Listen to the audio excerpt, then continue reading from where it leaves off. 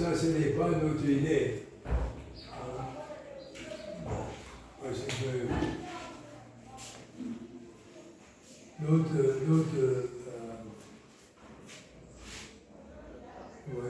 je peux dire, il y a beaucoup d'enfants qui n'ont pas les sols, mais beaucoup de parents qui voudraient utiliser nous pour les enfants. Voilà, oui, oui. Et voilà, j'ai un problème. Oui.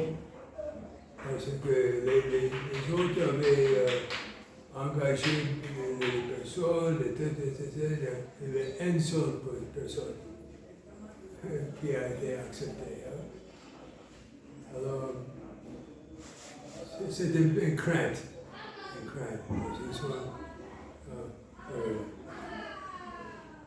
Non, ça c'est une chose.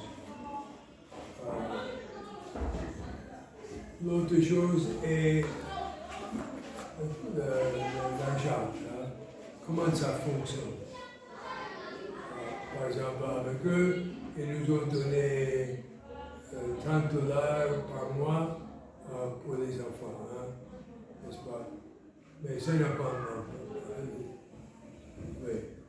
Alors, entre vous et nous, quelle est la relation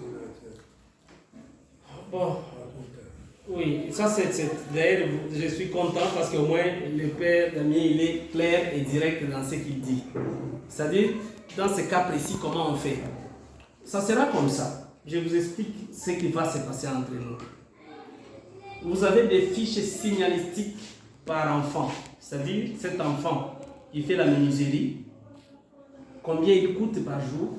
Combien il coûte par mois par rapport à la formation qu'il subit? Chaque enfant a une fiche comme ça. Tant sur le plan de restauration, tant sur le plan de suivi, tant sur le plan de formation, toute la prise en charge, chaque enfant est supposé avoir une fiche. Cette fiche, c'est un budget. Ça constitue un budget pour cet enfant. Nous, on aura besoin que des fiches signalistiques comme ça. Dès que vous nous présentez une fiche par enfant, que ici, Gilbert Mpoyi, restauration, tout ça, scolarisation, suivi. Quand je dis suivi, ce n'est pas à lui qu'on remet l'adresse, c'est-à-dire qu'il y a un enseignant, il y a une agence qui le suit, il ne va pas suivre une seule personne, bien sûr. Un agent peut suivre 2, 3, 4, 5, 10 personnes, 20, ça dépend. Mais l'argent qu'on paye à cet agent-là, c'est dans la tête de cet enfant. On répartit selon qu'il suit 5, 10, 20 enfants. On divise, si c'est $100 par mois, ce n'est pas les montants combien vous payez, par ce genre de... Ça, c'est un exemple. On divise ces montants par 25 enfants. Dans la fiche de l'enfant X, on met les montants correspondant à sa participation dans le suivi de l'agent là. C'est de cette manière que nous devons marcher. Vous établissez l'état de besoin. Dire, par exemple, pour la restauration, nous avons ici, vous nous avez amené par exemple 80 enfants ou 120 enfants. Pour les 130 enfants ou 120 enfants que vous nous avez amenés, voilà ce que ça nous coûte la charge par enfant par mois.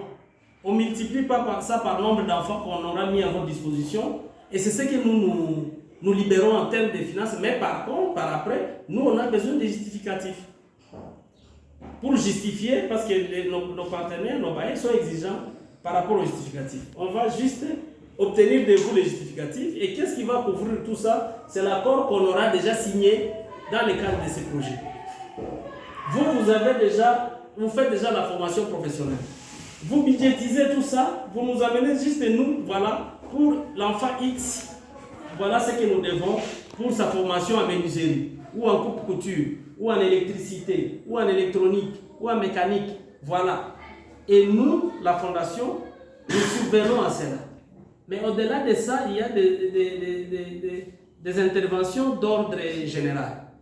Je prends par exemple les cadres où vous vivez. Il y a les problèmes de courant, d'électricité. Ça, on ne saura pas dire parce que là, il y a 300 enfants ou 150 et que nous, on n'a que 30. On ne peut pas... Non. On peut contribuer à ce qu'ici, qu'on ait l'électricité ici.